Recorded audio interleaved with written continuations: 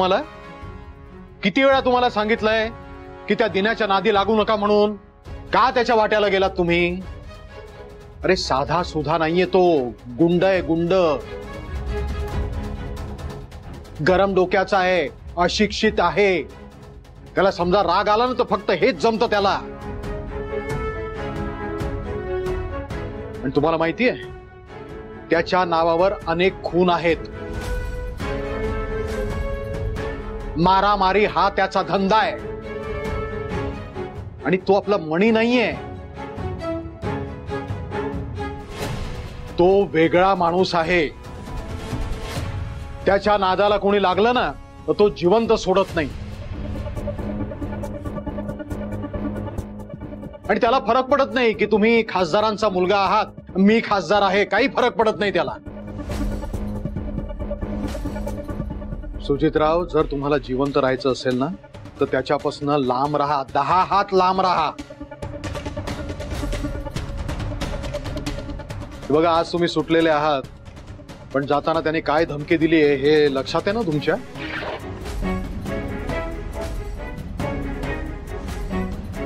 आणि ती पोकळ धमकी नव्हती. तो जे बोललाय ना ते करून दाखवतो तो. तेव्हा त्याच्या वाट्याला जाऊ नका प्लीज.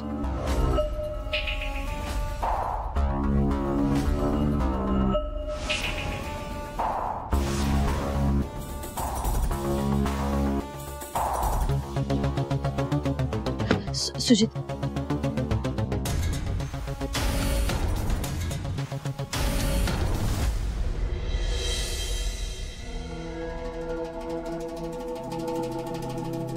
बराच वेळ झालाय ना, मणी अजून आला कसा नाही? हो, आणि उशिरा येणारे फोन करून कळवले नाहीये.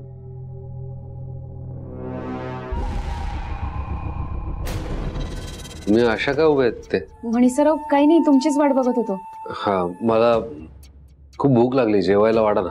बसा तुम्ही, मी आणते. हा, इथेच बसो, इथेच जा.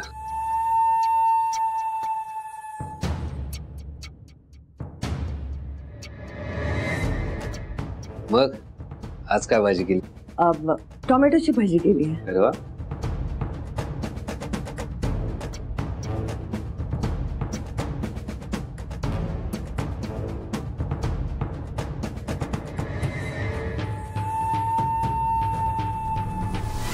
वा, छान झाली, झणझणीत. थँक्यू.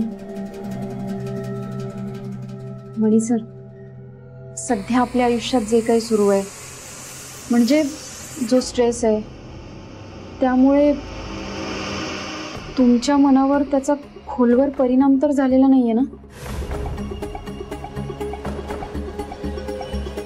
होणारच ना स्वानंदी. म्हणजे मी माणूस आहे, दगड नाहीये ना.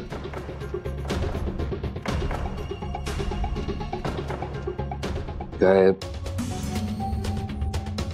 सध्या खूप स्ट्रेस मध्ये आहे मी, पण तुम्ही दोघी सोबत असल्या ना तर मी कुठल्याही संकटाला सामोरं जाऊ शकतो. प्रत्येक टेन्शन सहन करू शकतो मी. तुम्ही सोबत असल्या ना की कुणाच्याही विरोधात लढायला बळ मिळतं मला. मला वाटतं ना स्वानंदी, आपले आधीचे दिवसच खूप छान होते. म्हणजे जेव्हा स्वानंदी हॉस्टेलमध्ये होती आणि तू हॉस्टेलमध्ये यायचा, आठवतंय तुला? आठवतात म्हणजे काय, मला चांगलं आठवत आहे. मी काही ना काही कारण काढून हॉस्टेलला यायचो स्वानंदीला भेटायला. नाही भेट झाली तरी चालेल, पण ऍटलिस्ट स्वानंदीला बघायला तरी मिळायचं.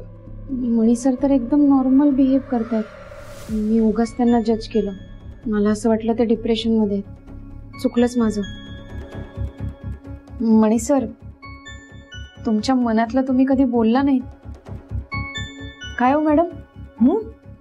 कधीच नाही बोललास. नाही, बरोबर बोलताय तुम्ही, बोलून नाही दाखवलं. पण जर बोलून दाखवलं असतं स्वानंदी तर तुम्ही चिडला असता ना माझ्यावर. मग आहे ती मैत्री पण आमची खराब झाली असती.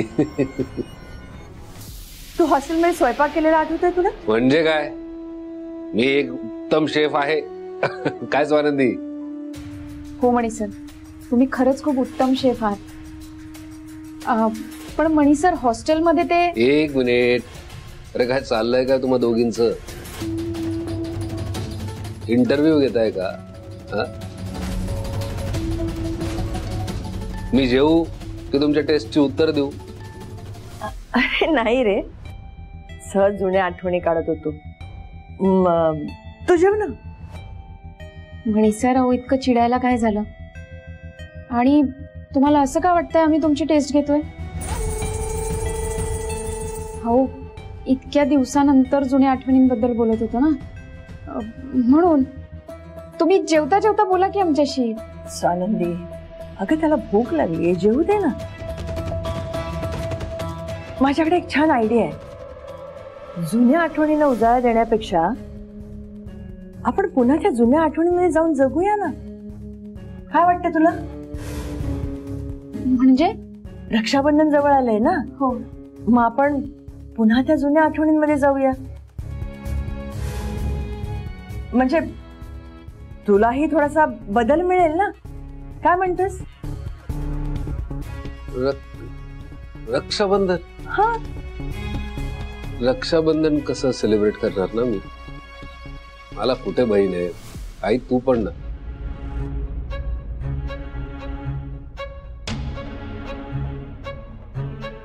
मणी फातिमाला कसा विसरू शकतो? मणी सर जेसीला विसरले?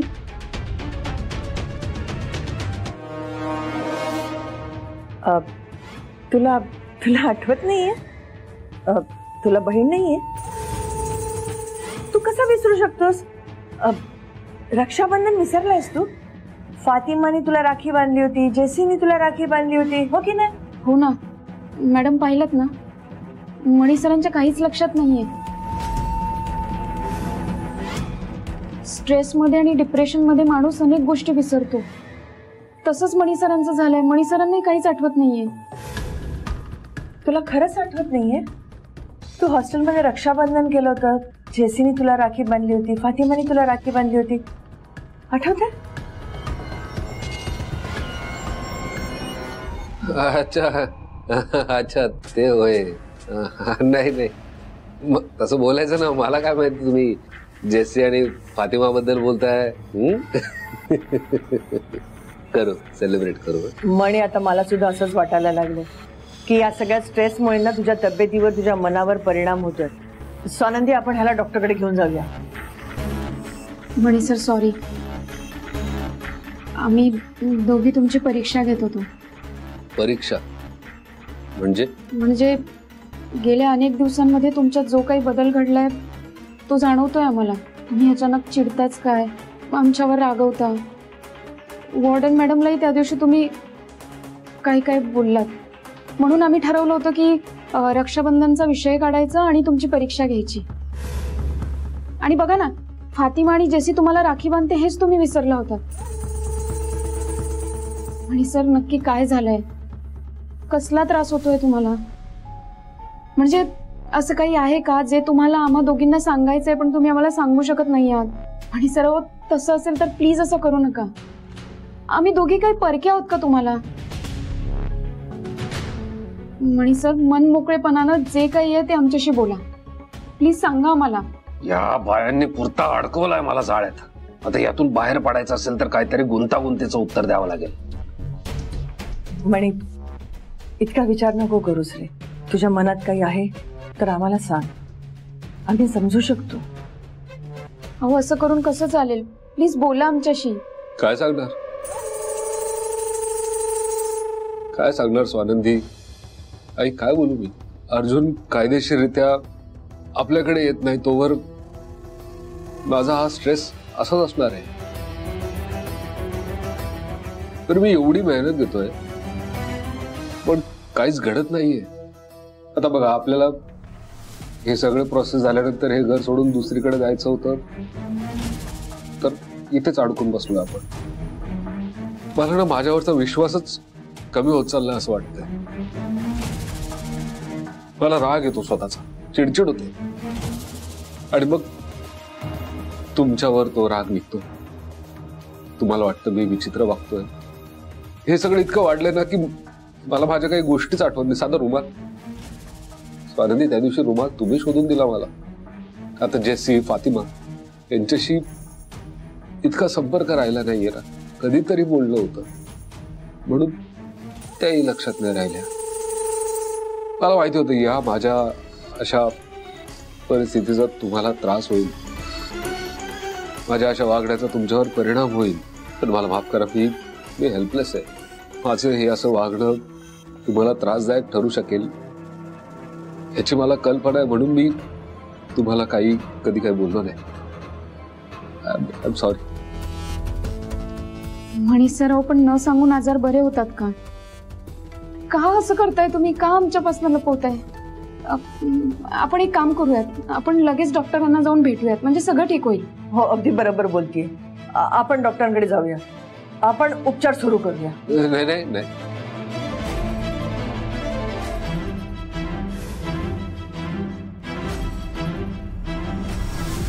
नाही त्याची काही गरज नाहीये. हे बघा, मला माझा विलाज माहिती आहे.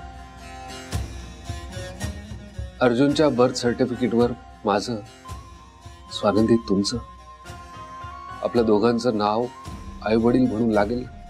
त्या दिवशी मी एकदम बरा होईल. हे गोळ्या औषध डॉक्टर मला बरं नाही करणार. ज्या दिवशी आपण हे घर सोडून आपल्या घरात राहू त्या दिवशी मी ठणठणीत बरा होतो की नाही बघा. आम्हाला कळतंय मणी, पटतंय सुद्धा, तरी सुद्धा. हा, खरंच कळतंय ना तुम्हाला, पटतंय ना. मी मुद्दाम नाही करत आहे. मी या ज्या गोष्टीतून जातोय ना, स्वानंदी तुम्ही म्हणाला तसं खोलवर परिणाम झालाय माझ्या मनावर. त्यामुळे मी जे अचानक चिडतो, तुम्हाला वाटतं मी विचित्र वागतोय, त्याला प्लीज समजून घ्या. तुम्ही चिडचिड केली, काही विसरलो, विचित्र वागलो तर मला माफ करा. खरं तर आम्ही दोघी तुला सॉरी म्हणतो. मनीषर, सॉरी. नाही, इट्स ओके. पण आता मग तुमचं सगळं प्रश्न वगैरे विचारून झाले असेल तर मी जेवू का? तू जेव.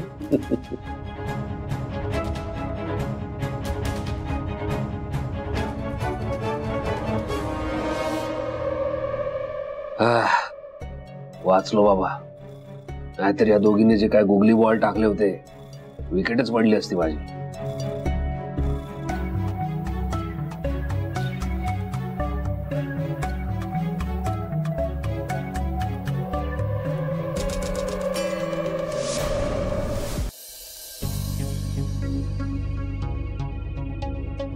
त्या दिन्याने मला तनिषा समोर मारला आणि सुजित तू काहीच नाही करू शकलास. शे, सगळं इम्प्रेशन खराब केलं त्याने. उद्या त्या दिन्याने खरंच या तनिषावर हात टाकला तर मी काय बघत बसणार? सुजित, काहीच नाही करणार तू. सुजित, अरे एवढा कसला विचार करतोयस तू? हे बघ, जे झालं ते झालं. आता प्लीज ते सगळं विसरून जा ना.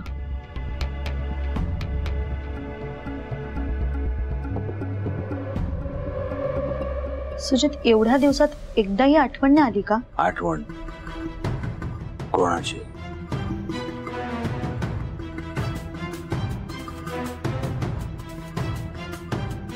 संचिताची.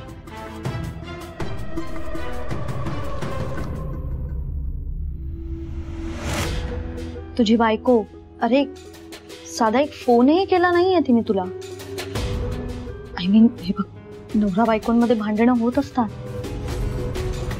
पण अरे ती कुठे आहे, काय करते, कशी आहे, हे तुला माहित असायला हवं ना. सुजित, अरे संचिता कुठे आहे? संचिता माहेरी गेली. माहेरी? पण मावशी म्हणाली की ती मनशांती केंद्रात गेली आहे. सोड ना, कुठे गेली आहे, काय करते, आपल्याला काय करायचंय? तसं काय बोलतोयस तू? बायको आहे ती तुझी, तुला कळायला नको की ती कशी आहे, कुठे आहे? बरं ठीक आहे, तुला इच्छा नसेल तर तुझा फोन दे, मी कॉल करते आणि मी विचारते तिला ती कुठे आहे. ती ठीक आहे ना? विचारायला नको? फोन दे. कशाला? तुला काय करायचंय? ती कुठे आहे, तिला काय फरक पडतोय का मी कुठे आहे, सुजिता रे, मी कसा आहे? पडतोय तिला फरक? तिला फरक पडत नाही तर तुला काय करायचंय? मी जस्ट आमच्या नवरा बायकोच्या मध्ये नाही पडायचं. सुजिता रे, we can handle. I am sorry. हे बघ, मला तुला हर्ट करायचं नव्हतं. I am really sorry. तू प्लीज शांत हो. संचिताचा विषय काढल्यावर हा सुजित इतका डिस्टर्ब का झालाय? तनिष, नक्कीच काहीतरी गडबड आहे. हे लोक नक्की काहीतरी लपवत आहेत. ह्या संचिताचा शोध घ्यायलाच हवा. सुजित, हे बघ, आय एम सॉरी. यापुढे मी कधीच तिचा विषय नाही काढणार. I am sorry. ओके. तुझ्यासाठी काही खायला आणू का? तुला बरं वाटेल. काहीतरी खाऊन घे. आणि हे बघ, यापुढे आहे ना त्या दिन्याच्या नादी नको लागूस, नाहीतर उगाच पुन्हा तो ना तुला. पुन्हा काय? काय पुन्हा? सुजिता रे, पुन्हा काय? तू पुन्हा मला मारणार? मला तसं म्हणायचं मग नव्हतं. काय म्हणायचं होतं तुला? सुजित, हे बघ, सुजित, हे बघ, मी खाली गप्प राहिलो कारण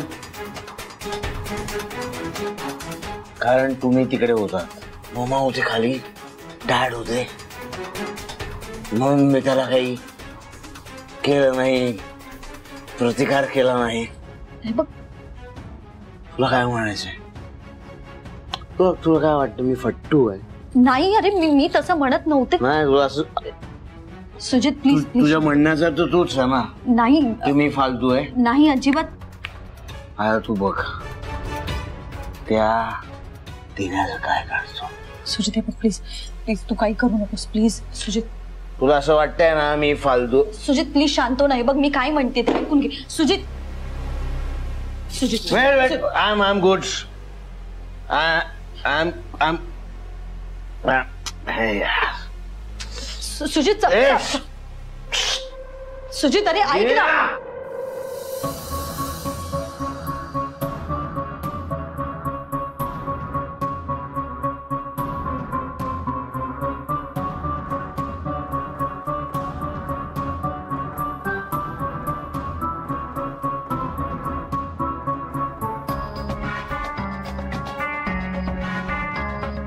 आज काही झालं तरी दोघींचा गेम करायलाच पाहिजे. लय डोक्याला शॉर्ट आहेत दोघी.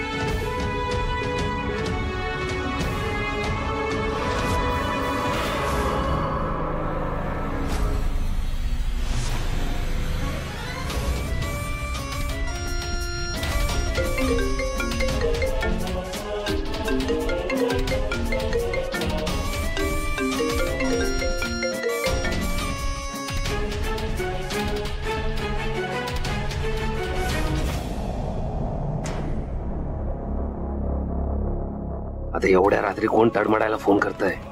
काहीतरी अर्जंट काम असेल, नाहीतर सुपारी असेल. बघायला पाहिजे.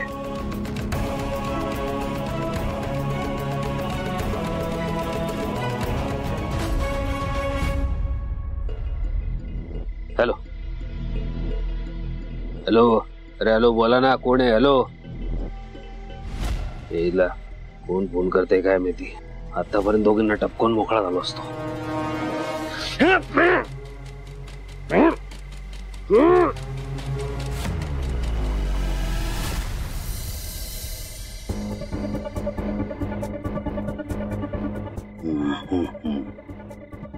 तनिष, सुजित, ऐक ना.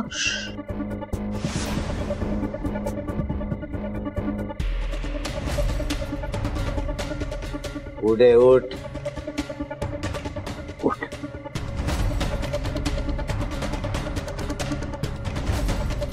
तू तू नाही, तुम्ही. सुजित सरपोतदार आहे मी. बाहेर सुजित साहेब आले असं म्हणतात.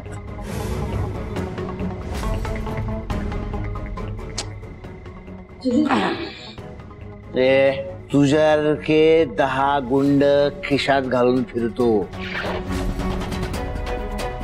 हा सुजित सर बोलता. त्याच्यामुळे तू नाही, अवकातीत राहायचं.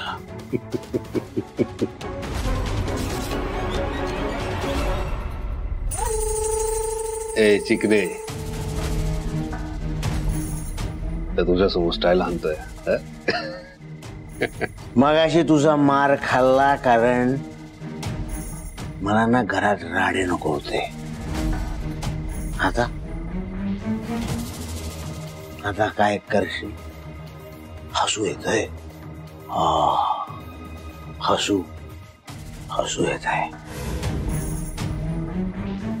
बघतो नाही काय मरेस तोवर मारेन ना तुला. तेव्हा ना पायात पडून रडशील. जेव्हा तू रडशील आणि मी हसेन. लायकी काय रे तुझी? तुझ्यासारखे गुंड आहेत ना, पाया पडतात माझ्या. पैसे फेकले की काम करता रे तुम्ही. तुमचं सगळं कंट्रोल आहे ना आमच्या हातात असतो. आम्ही आम्हाला हवे तसे नाचवतो तुम्हाला आणि तुम्ही नाचता.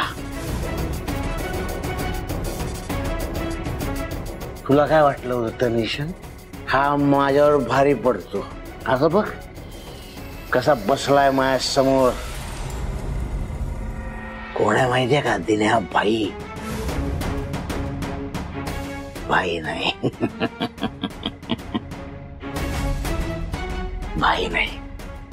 दिन्या बाई. हातातली पाहुली आहेस माझ्या. हस आता. हे